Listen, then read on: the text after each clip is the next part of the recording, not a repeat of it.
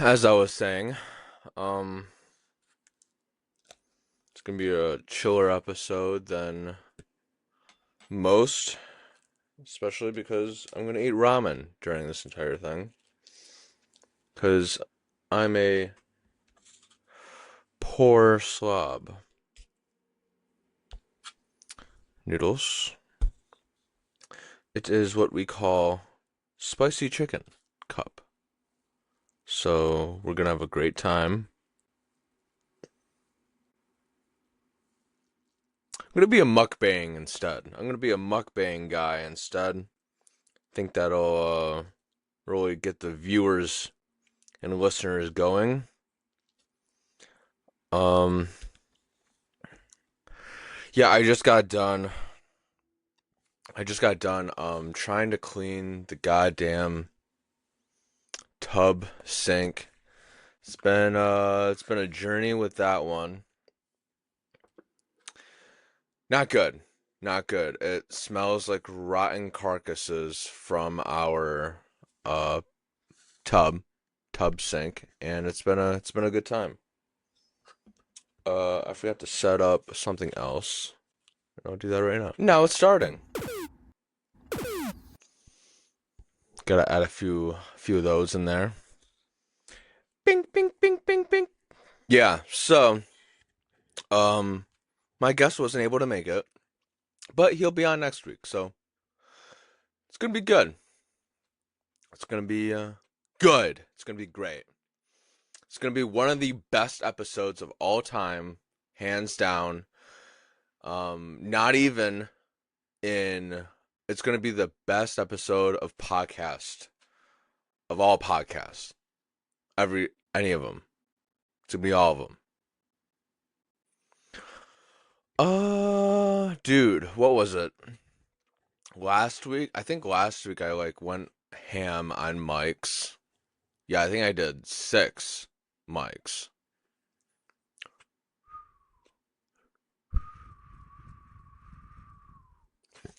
And then this week it's looking only 4, which is fine. No biggie. Sunday, I went to Grizzlies, and of course, why wouldn't I go to Grizzlies? Why wouldn't I go to some downriver trash? I'm trash. Why wouldn't I do that? God, God, I love Grizzlies. I love Grizzlies so much. It was Ken Wood's farewell gathering. I'm really upset about it. I'm upset because I liked him too much. That's the whole issue. I liked Ken Wood too much in a very short amount of time, and it's a real pain in my ass now. But thankfully, he agreed to do the podcast once he's all settled down in Austin, Texas. So that'll be really nice. I'm very much looking forward to that. Had good convos with him. Ken Wood is an amazing guy, and he he better get a big book on Kill Tony, and he better get on the Secret Show. And on top of that, that needs to at least be a golden ticket winner. If he just plays his cards right, he could be a golden ticket winner. That guy can, for sure. If he plays his cards right, he can be a golden ticket winner. That is funny. That guy is funny. I'm gonna once again put a F word count on the side, if you are wondering why that's there, or if you're just listening. I'll probably ding I'm gonna start dinging things. I'm gonna do this like Balatro. You're gonna be so, you're gonna be so like keyed up when I start dinging stuff. Oh yeah, it's gonna be intense. A lot of dings. Yeah. So I was supposed to go see William Montgomery, the Big Red Machine, the Memphis Strangler, but when I was listening to his episode, come to find out, well, spoiler alert, he canceled both Friday shows in Toledo. So he only had 2 Saturday shows, which is fine. I mean, I knew he like cancels probably more than like other comedians, so I was obviously bummed still. I mean, I left I think in 2 hours before I needed to be there, but I was excited and I was like 20 minutes from the house and I got the text, so it's whatever. But on his episode, apparently Mr. Trump decided to go to Austin, Texas on Friday, and that indefinitely delayed William Montgomery's flight to Detroit, and then he needed to drive to Toledo. So that was not cool. Not cool at all. So another another ding for Trump. Just another bad thing. He made me miss William Montgomery. So that was pretty shitty. But me and my girl did go see um Theo on Saturday in Fox Theater. That was good. We had decent seats. And first of all, didn't know how short Theo was. I'm gonna look that up and put it right here because that was crazy to watch a literal child running around the stage like a maniac, pretty much. Uh, he had a lot of funny bits though. I think one of my, I think I'm just gonna tell you I think one of the funnier bits was that he was walking around and he's like, "This is probably the first time you've seen me walk, huh?" And then we're all like realizing like Theo Von has like a big ass. And then obviously he says, "Yeah, I looks like I have a BBL." So that was pretty funny. Yeah, he had some good bits for sure, but it surprised me how he like I know he's not punchy with jokes. He's not clear set up with any structure. He has structure, but it's structure in the stories. And majority of the time, if you do stories and you don't have like a crazy ending to the story or a punchline at the end, it feels like it just fizzles out into like nothing. But kudos to Theo. He is extremely good at describing things. He's good at making you feel that you are mentally watching the story as he's describing it. So he must have did some like new bits or whatever in the middle, which is obviously common for theater acts, and uh, it made me laugh. I remember laughing because he wasn't getting the reaction that he wanted, and I'm like laughing because I'm laughing at the fact that I can relate to that. And my girl like whispers to me like, "Is he bombing right now?" I'm like, "Yeah, for sure." And I didn't realize until she said that. I was like, yeah, I guess she is. I guess he is. Yeah, so that was pretty funny. I really enjoyed that. I think I think I would definitely see a Theo again. That was a work of art. It truly was magical to watch him.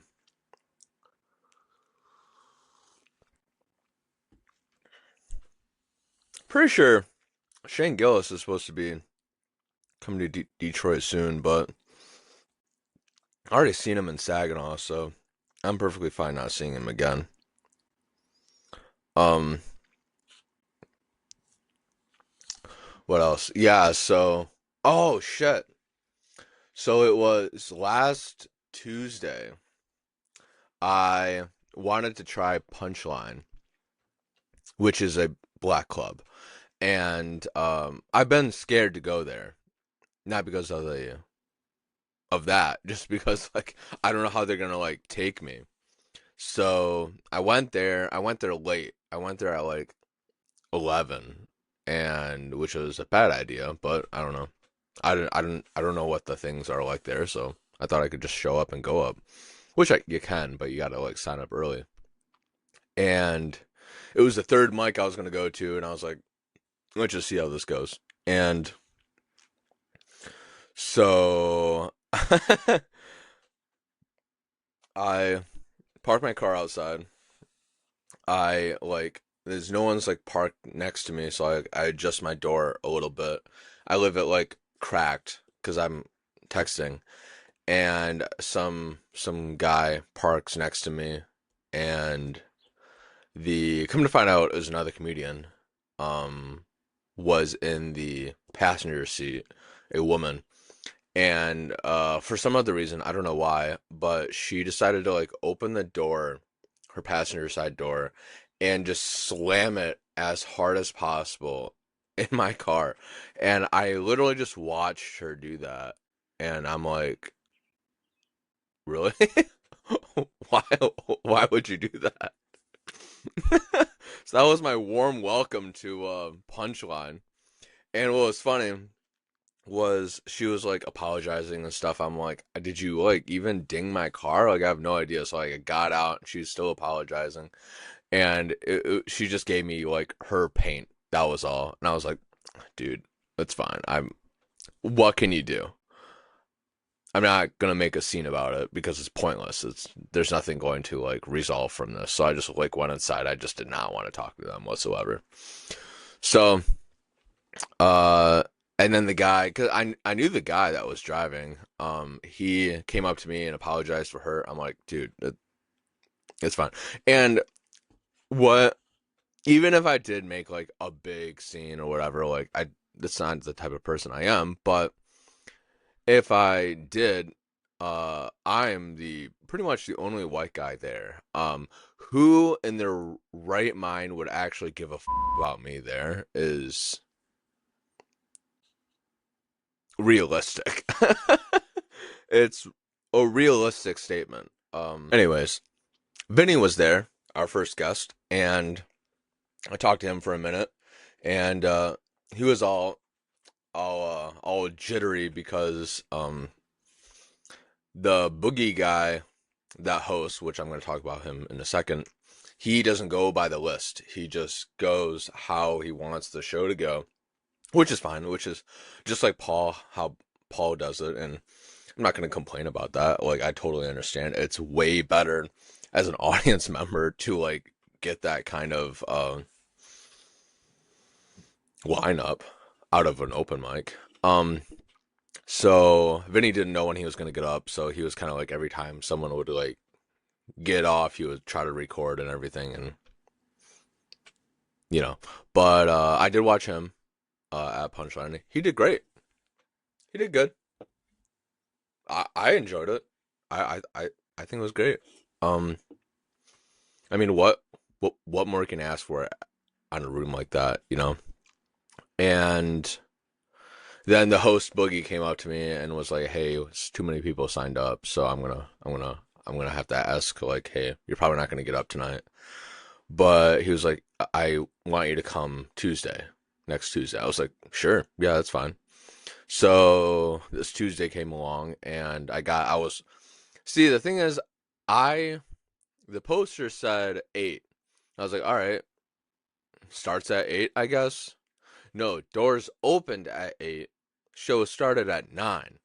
So I was the first one there. and and I signed up at 8, first one to sign up, and I'm like, shit, all right. And I didn't go up first. I want to go up like fourth. But because that last Tuesday, as I mentioned with Vinny, that place was packed. Packed, packed, packed. And this time that I went, um, it was about half. About half. But I still had a buddy there, Garrett House. Mr. House was there, and it was nice to see him. Very nice. So this Boogie guy, he is he is climbing up to be one of my favorite hosts of all time. He is literally so amazing to watch. His structure, his improvisation, his attitude, his nonchalant vibe on stage is absolutely beautiful to watch as another performer. That's simply true. I don't understand how he isn't like bigger than he is. He desperately should be bigger than he is. He is leagues above a lot of the people in Detroit. Leagues above a lot of people. It's so easy to see that. Um which you would think a guy like that wouldn't be very uh open to newer comics, or like being welcoming to newer comics and such like that. No, this guy's the nicest person ever also. On top of him being hilarious, he also is a very nice person. And it almost makes me like cry inside a little bit, like watching this guy. Like this is what a big local comedian should be like. He understands he deserves more praise, but he's still humble. He's still um is focused on the craft, and is totally forgiving and understanding to newer comedians. It's a beautiful thing to watch. It I don't know if he's the top in my list of hosts. He's a solid second. Solid second. I don't know who the first one would be. Solid damn second, Boogie. That's for sure. That is for sure. Um, but yeah, dude, it's been a trip. That was a trip. I performed. Yeah, I was number 4. My first 3 jokes went pretty well. I was really happy with it. It felt pretty decent. And then I think I did the 4th joke. I don't know. I think I did like 9 minutes or something. It felt like a while. And I did my 4th joke, and it was like the end of that joke. The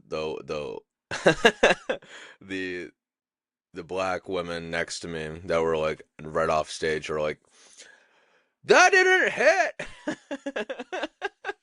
It was just the last part of the joke she didn't like. I'm like, okay.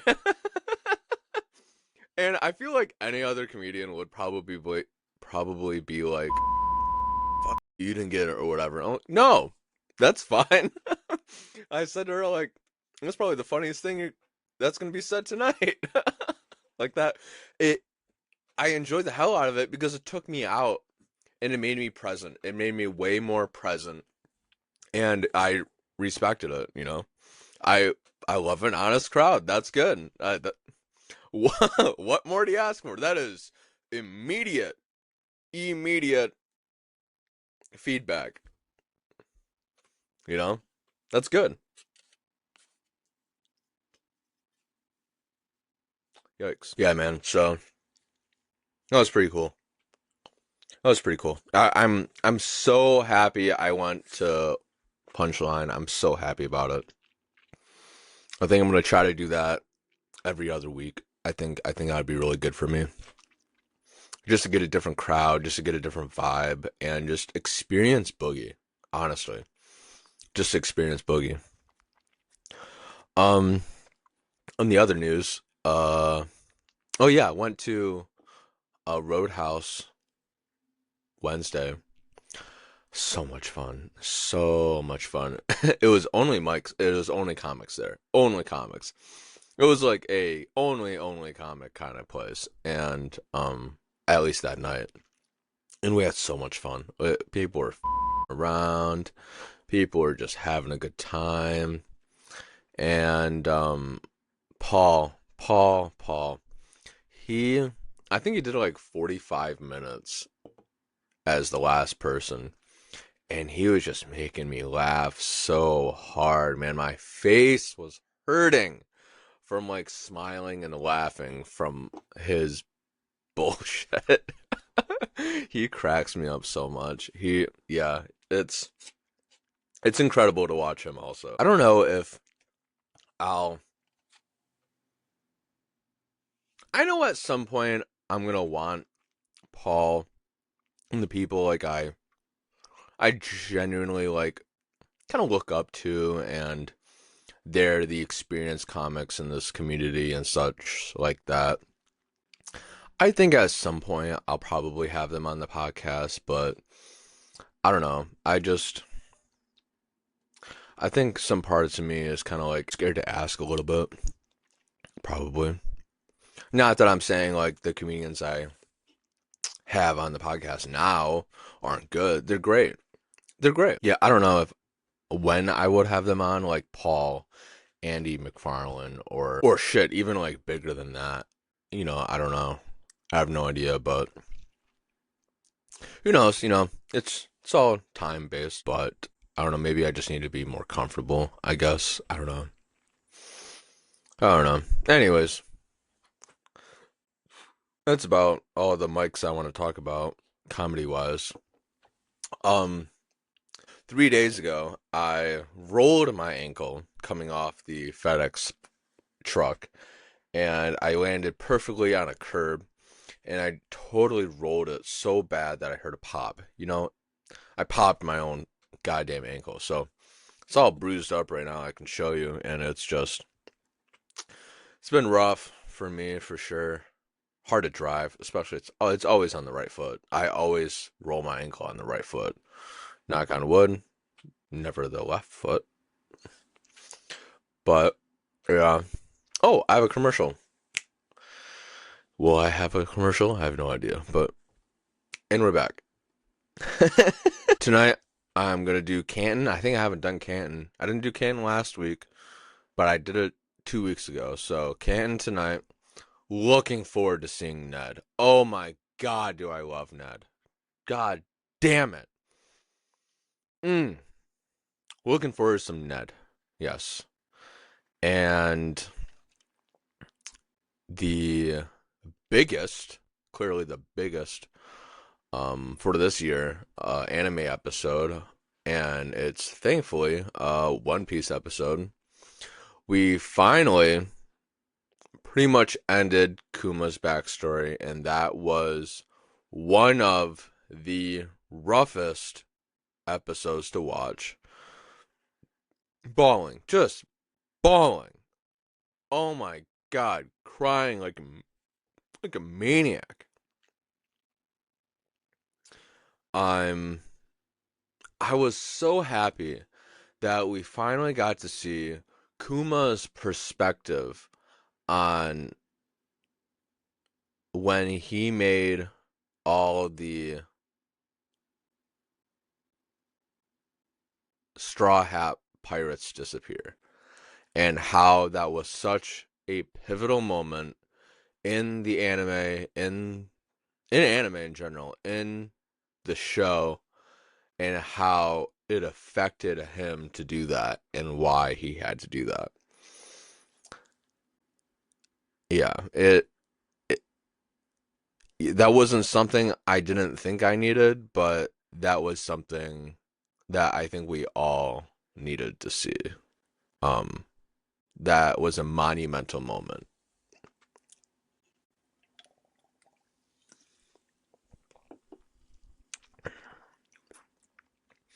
I don't know. I'm lately I've been thinking that like, what is my style in a sense in comedy is I always feel like it's extreme sarcasm. Sometimes I straight up just lie on stage for no reason. I don't know, it just comes right out of me. And on top of lying, sometimes, it definitely feels like it's sarcasm. And when I think of a joke, I think of the premise, and I like struggle so hard for the punchline or the ending. And I think I just need to start looking at it as my sarcastic side, looking at it and thinking, how would I say this and deliver this? Because I think that's sometimes the struggle on stage, is that in the moments in between the jokes, is that I feel slightly lost in some sense, and I want a secure structure, secure, what is it called? Not backline, but ground, foundation. I want a secure foundation that if something goes wrong, or I need to like pivot in some sort of way, that I can rely on my sarcasm to deliver that um in a comedic way. Where I think I do that subconsciously, but it's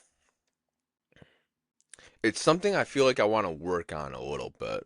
There hasn't been a moment to where I go on stage and I don't have things listed and ordered, and like I know I'm going to say this, this, this, and this.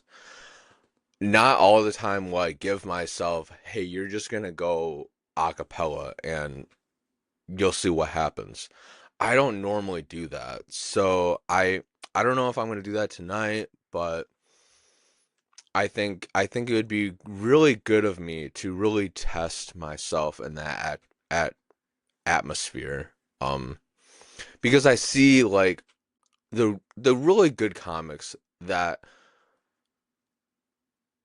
not only do rely on their baseline on top of their jokes, like Paulie, like Josh Adams, like Ryan Brown, like so many other people that have been in it for a while, like Boogie, relies on, not all the time relies, but has it in their pocket, like, hey, security behind that is monumental.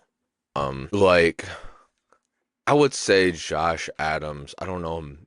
I don't know him, but I the same with Josh Adams and Ryan Brown. They probably both rely on like making fun of someone or like roasting someone on the cuff type of situation, and it's always funny to a degree that I don't understand.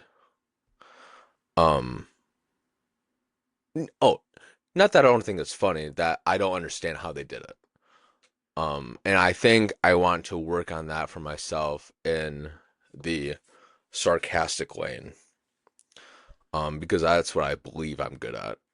I believe I'm good at. I don't know if I really am, but I believe I am, and That's what I think matters. And I'm gonna get going. I'm gonna go run. I'm gonna go run. I'm gonna go for a good jog. Really get a good sweat in. Get get some good sweat on my back, my chest, my face. Um, I might even borrow some sweat from other people. In case I didn't make that much sweat, I'll probably see another runner, say, "Hey, I need some sweat. Can you give me some sweat?" I'm not looking to borrow. I'm looking to have. So if you can give me your sweat, that would be nice. I'm just needing some sweat on my body. Doesn't really matter who it's from. Just need some sweat on my body. I just need to feel something. Need to feel something. And I'm looking for sweat. Looking for sweat. Hit me up if you want to give me your sweat in a bottle, um in a baggie, what's another container? A Tupperware. Um, if you could put it in a